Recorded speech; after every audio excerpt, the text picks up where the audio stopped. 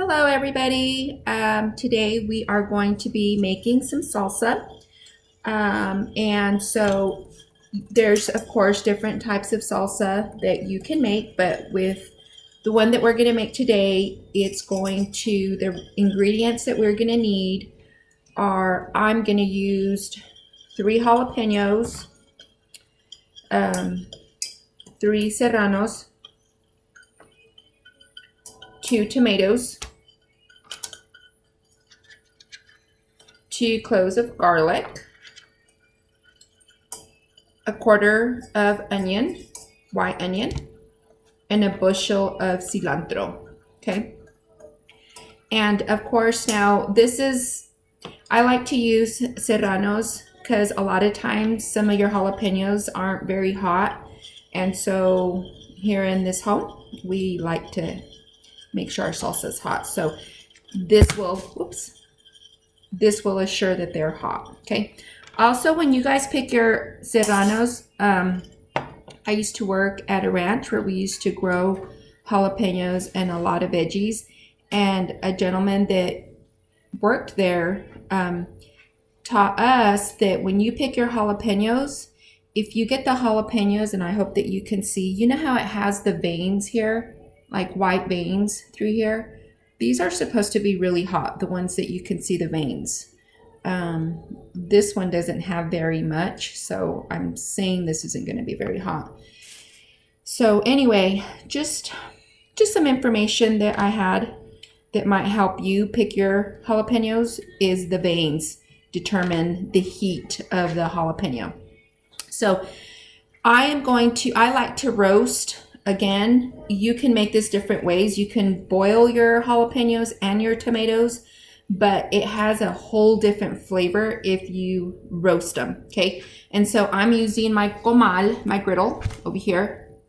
Yesterday I made a video and I shared some of my Spanish words, comal, griddle. Okay, so I just put all my ingredients here, including my tomato. I roast it all, even my garlic and my onion. Make sure that your onion doesn't have that top layer because you're not going to use this. You're going to toss it. So make sure and take that off just so that it all gets that roasting flavor, just not your cilantro. So that's going to take a while for it to roast.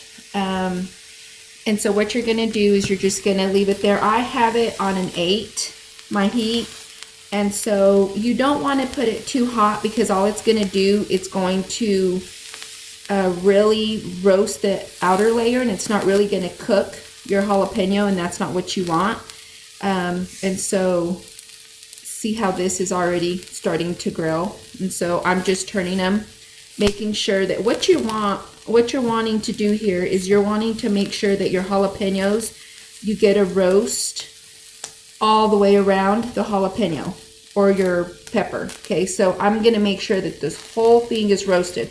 So I'm just going to keep flipping it and flipping it and flipping it until it's all been roasted. Okay, so it's going to take some time. Okay, you're going to have to be patient. Same with your tomato. See, that piece got it. I want it to roast. Tomatoes are a little hard. Also, your onion's going to be a little hard, obviously, because it's just going to kind of just roll around. So just do the best that you can. You just want that flavor of the grill. Okay? And then your garlic, of course, just keep flipping it.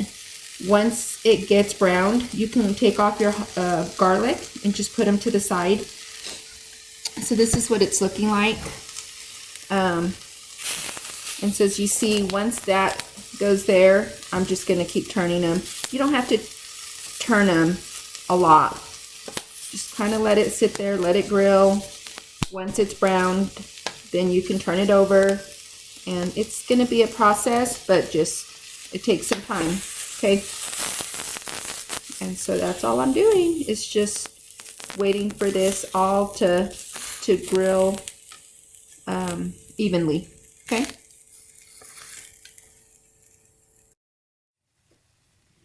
So as you see, I've still been, I'm going to come back to this. They've been roasting for a little bit. This is what we want them to start looking like. This one's almost done. There's just a little bit here that hasn't been roasted. So once they start roasting, you're able to kind of turn them around and so that they all cook evenly.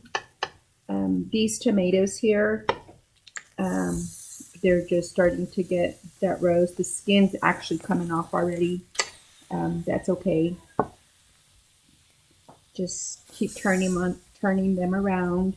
You can put them on the corners where the heat's not so high. My onion's still there. I use my onion to kind of use it to post my jalapenos, especially those ones that are curvy like this. It's hard for them to cook down here, right? Because it's not touching. And so once they start cooking, I'm able to kind of push down a little bit and so they could cook. And then I just start, basically you're trying to use all the jalapenos to hold up all these jalapenos a certain way so that you can get them roasted. And it's just a matter of maneuvering them all around to where in different positions so that they could roast. We're about done here. If you get some that are already roasted all the way around but others are not, you could take those off.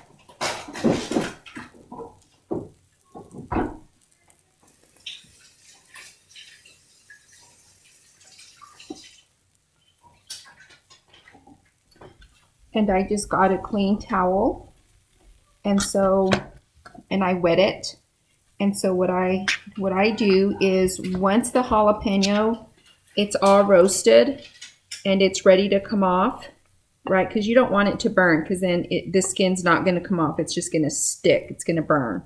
So once it's all roasted like this, see how that's all roasted? I put it in my wet towel, in a clean wet towel, and just cover it, so that once you're ready to go and start peeling them, the peel's going to come right off. That helps that skin to come right off and you're not struggling. So see how this one here, all this is not cooked, but that is. I'm going to stand it up against my onion this way, just so I can start getting that bottom portion. Again, like I said, just move them around until you can get them all roasted. I'm kind of prompting them up on my onion so that I could get those little areas there. Ooh, goodness, these jalapeno serranos are hot. I can smell them. This one's already good. It's all browned. So I'm going to go ahead and put those here. Obviously, those smaller ones are going to brown a lot faster than these huge ones. But that's okay. We're going to continue roasting until they're all done. Okay, just continue. Okay, so I'm just waiting on my last jalapeno, and it's about almost done. So I'm going to start putting it all together. I usually peel these at the sink, but I brought them here so that you can just see, okay, because I don't want to go over there. And so they're still hot because I had them in there, and you can see the steam. And so you're just peeling off the skin. Okay, you can also use a knife to take off the skin, but I've just always used my hand. Be careful. You might want to use gloves because your hands are going to have that jalapeno oils on them. Okay, And then I'm just gonna throw them in my blender as I finish them off. And the water also helps a little bit to kind of take that heat off your hands, off your fingers, because they are hot, pretty much. And then just take off the stem, throw them in there.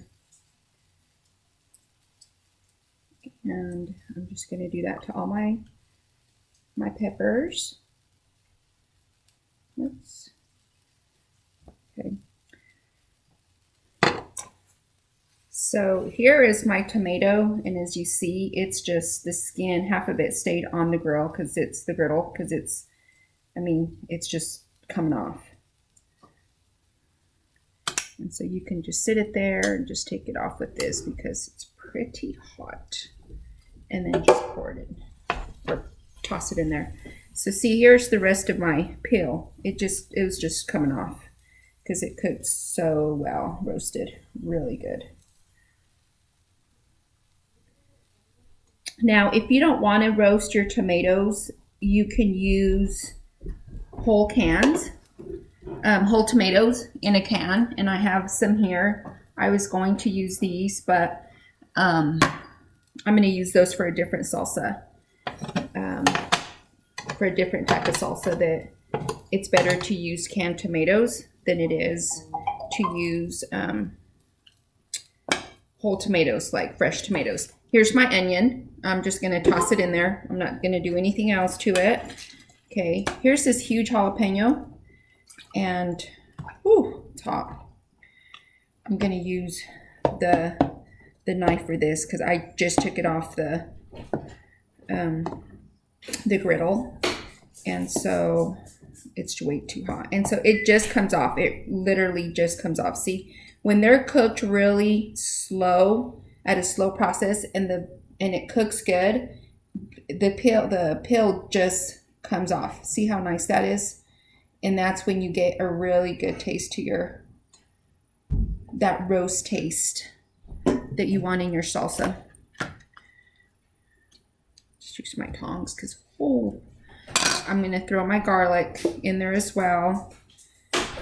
And my cilantro, all I did was rinse it, right? Want to make sure and rinse your cilantro before you use it. Because I know for myself, when I go to get my cilantro, I kind of check it out. I like to smell it to see if it has that fresh cilantro smell. And that's how I pick my cilantro. I don't know how you all pick it, but that's how I pick it. This one my husband did. I sent him to the store. So he did it. And so I just cut the stems, and then I'm just throwing it all in there. All in the blender. Okay, that's all I'm doing. And then I'm going to go put some water.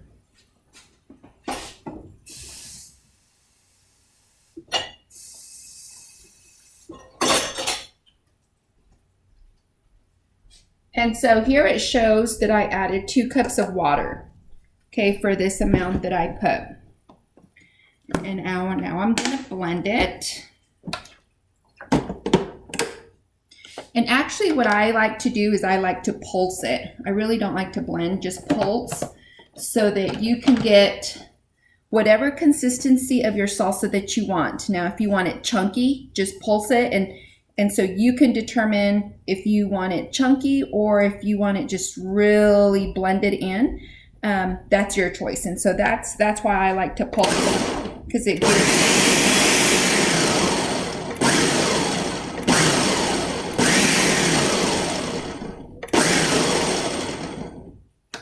We like it chunky.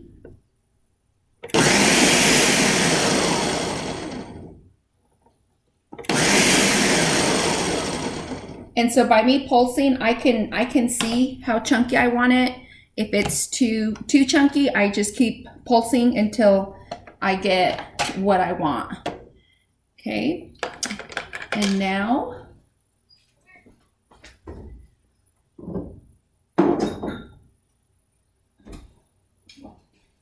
I don't think it's going to all fit in here, but now you can just put it in your bowl.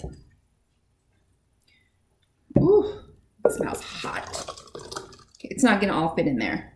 But now once you do that, now you can add your salt, and according to how much you want.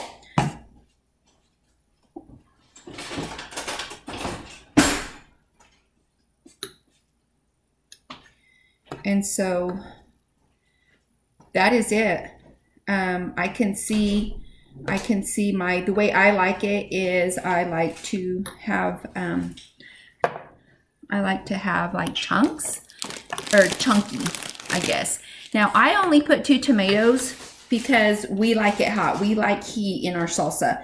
And if that's not what you want, I would recommend probably for the amount of jalapenos that we use, or just use jalapenos, don't use serranos, because serranos are really going to add that heat to your salsa.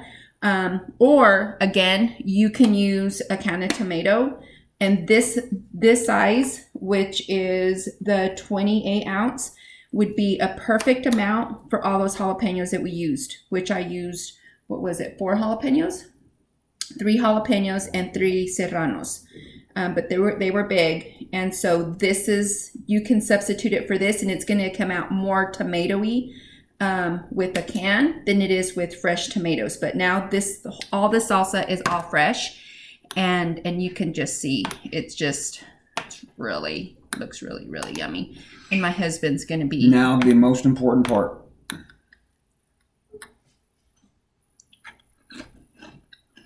Good. Delicious as always. All right, I hope this helps. Enjoy. Leave me comments. Let me know how I can help. If you need help with substitutions or anything, again, I hope you enjoy, and this brings happiness to your table.